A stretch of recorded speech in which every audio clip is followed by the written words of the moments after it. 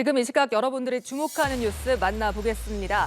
초강력 태풍 흰남노가 북상 중입니다. 안 그래도 슈퍼 태풍인데 위력이 더 세지고 있습니다. 일본 오키나와 부근 해상에서 계속 몸집을 불리고 있습니다. 여기 보시면 뚜렷한 눈을 가진 소용돌이가 바로 흰남노입니다. 아래쪽 비구름이 열대 저하부인데 흰남노가 이 비구름까지 빨아들이고 있는 겁니다. 태풍의 몸집도 커지면서 한반도를 강타할 가능성도 더 커지고 있습니다. 현재까지 예상 시점은 6일 오전입니다. 제주를 지나 경남 남해안에 상륙할 걸로 보이는데요. 역대 가장 강력한 위력으로 상륙할 수 있다는 예측도 나와 철저한 대비가 필요합니다. 자세한 태풍 상황과 전망을 김재훈 기상 전문기자 연결해서 알아보겠습니다. 김 기자, 태풍 흰남노 경로가 당초 예상보다 북서쪽을 향하면서 남해안에 상륙할 가능성이 커진 겁니까? 네, 현재 태풍 흰남노는 타이완 남동쪽 500km 부근 해상을 지나고 있습니다. 이동 속도가 사람이 걷는 수준인 시속 5km 안팎으로 아주 느려져서 거의 제자리에서 맴돌고 있습니다. 이 정체하는 동안 심층에서 올라온 찬 바닷물에 태풍의 힘이 조금 약해졌는데요. 이 중심부에 또렷했던 태풍의 눈은 지금 사라졌습니다. 현재는 초강력보다 한 단계 아래인 매우 강세력을 보이고 있습니다. 이 태풍 흰남노는 주말 다시 본격적으로 북상을 시작하겠는데요. 이 문제는 북상하면서 다시 세력이 강해진다는 겁니다. 30도를 넘는 뜨거운 바다를 지나면서 이 수증기를 충분히 공급받아서 다시 초강력 태풍으로 재발달할 전망입니다. 특히 태풍의 길을 열어주는 북태평양 고기압이 흰남노를 서쪽으로 밀어내 예상 경로가 더 위협적으로 바뀌었습니다. 이 태풍은 다음 주 초 매우 강력한 세력을 유지한 채 한반도로 북상하겠는데요. 아직 경로는 유동적이지만 월요일 밤 제주를 지나겠고 화요일 경남 남해안에 상륙할 가능성이 큰 것으로 예측됐습니다. 네, 강력한 태풍 하면 2003년 매미가 떠오르는데요. 이번 태풍이 역대 가장 강력한 세력으로 상륙할 수도 있습니까? 네, 이번 태풍 흰남노가 역대 가장 강력한 세력으로 한반도에 북상할 수 있다는 예측이 나오고 있습니다. 현재까지 나온 예보대로라면 태풍이 경남 해안에 상륙할 때 중심 기압은 950 헥토파스칼 안팎이 예상되는데요. 역대 최악의 태풍이라 불리는 1959년 사라가 상륙 당시 951 헥토파스칼이었고 2003년 매미가 954 헥토파스칼을 기록했습니다.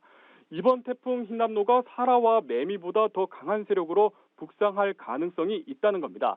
이 기상청은 이 중심 기압이 이 정도로 낮았던 태풍이 우리나라 쪽으로 북상했던 경우가 없었기 때문에 한 번도 예상하지 못했던 강한 태풍으로 인한 피해가 발생할 수 있다고 경고했습니다. 이 경로는 유동적이지만 워낙 강력한 태풍이 북상하는 만큼 전국이 영향권에 놓이겠습니다. 특히 경로와 가까운 제주와 남해안은 바위가 날아갈 수 있는 수준인 초속 50m 안팎의 매우 강한 비바람이 예상됩니다. 기상청은 이번 태풍으로 인한 큰 피해가 우려되는 만큼 철저한 대비를 당부했습니다. 지금까지 보도국에서 전해드렸습니다. 이렇게 강력한 태풍이 우리나라에 피해를 줄 가능성이 커지고 있는 만큼 철저한 대비가 필요해 보입니다. 한덕수 국무총리는 중앙재난안전대책본부를 선제적으로 가동하는 등 대응태세에 철저하라고 긴급 지시했는데요. 또한 배수구와 맨홀, 옥외 간판, 가림막 등 위험 요소에 대한 현장을 꼼꼼히 점검하고 위험 지역에 대한 사전 통제와 대피 안내 실시를 당부했습니다.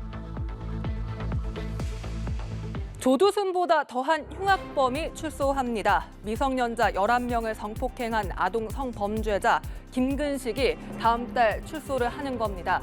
김근식 2006년 5월부터 3개월 동안 경기와 인천 일대에 미성년자 11명을 대상으로 성폭행을 저질렀습니다. 김근식 이미 재범 이력도 있습니다.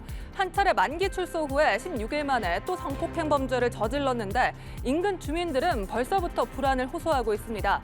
경찰은 관할 경찰서 내 특별 대응팀을 운영하고 또 CCTV 등 범죄 예방 시설을 설치하는 등 치안 활동을 강화할 계획이라고 밝혔습니다.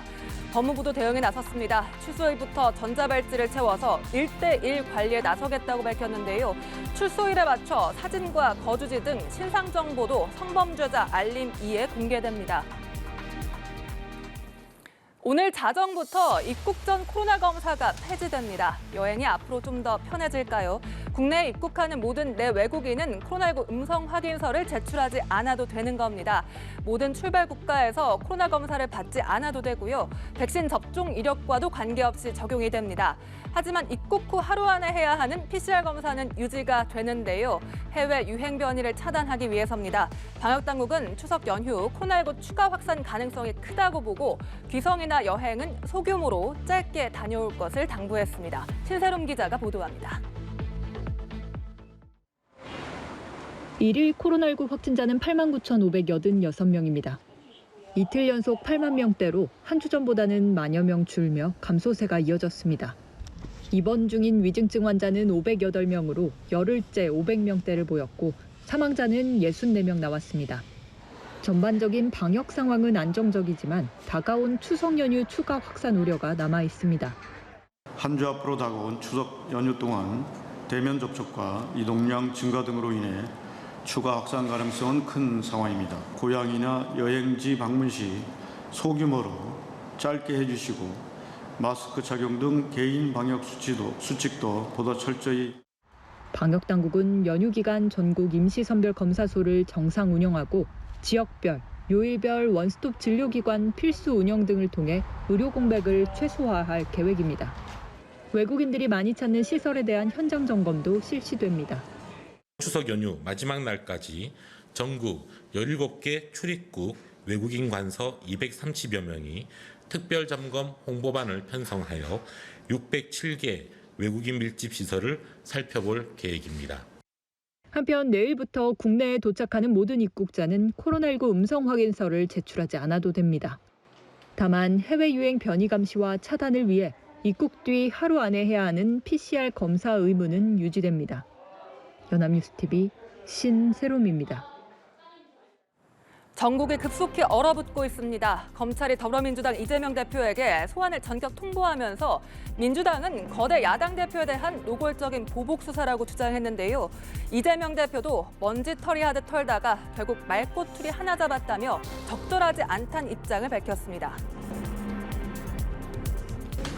아주 오랜 시간을 경찰, 검찰을 총동원해가지고 이재명을 잡아보겠다고 하셨는데 결국 말꼬투리 하나 잡은 것 같습니다. 이렇게 먼지털이 하듯이 털다가 또 안 되니까 엉뚱한 거 가지고 꼬투리 잡고 그런 거 적절하지 않다. 하지만 국민의힘 권성동 원내대표는 이재명 대표 측이 검찰 소환 통보를 전쟁이라고 표현한 데 대해 맞다, 범죄와의 전쟁이다라고 받아쳤는데요. 직접 들어보시죠. 이 사건은 검찰과 이재명 대표 간의 전쟁이 아니라 이재명 대표가 받고 있는 대장동, 백현동, 성남FC 등 수많은 의혹에 대한 범죄와의 전쟁입니다. 이재명 대표는 검찰이나 경찰에 출석해서 자신의 입장을 소명하면 될 일이다 이렇게 보고 있습니다. 한편 윤석열 대통령도 출근길에 관련 질문을 받았죠. 경제와 민생이 우선이라면서 즉답은 피했습니다. 화면 함께 보시죠. 글쎄 지금 대통령으로서 경제와 이 민생이 우선이고 형사 사건에 대해서는 저도 여러분과 마찬가지로 언론 보도를 통해서 보는데 기사를 꼼꼼하게 읽을 시간도 없습니다.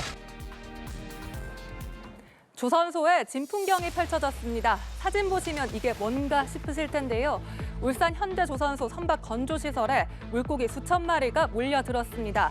물고기 떼는 이 조선소에 어떻게 들어왔을까요? 물고기 떼는 청어로 추정이 되는데요. 보통 조선소에서는 선박을 바다로 띄우는 진수 작업을 위해 도간에 바닷물을 채우는데요. 이 과정에서 바닷물과 함께 들어온 겁니다.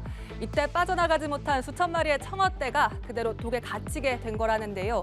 업계에선 좋은 징조로 여겨집니다. 이렇게 많은 물고기떼가 들어오는 건 매우 드물다며 직원들은 조선업 경기 회복을 알리는 전령 같다고 전했습니다. 그래서인지 수천 마리 청어떼를 치우면서도 직원들 사이에선 웃음소리가 끊이지 않았다는 후문도 들리네요. 지금까지 이슈5였습니다.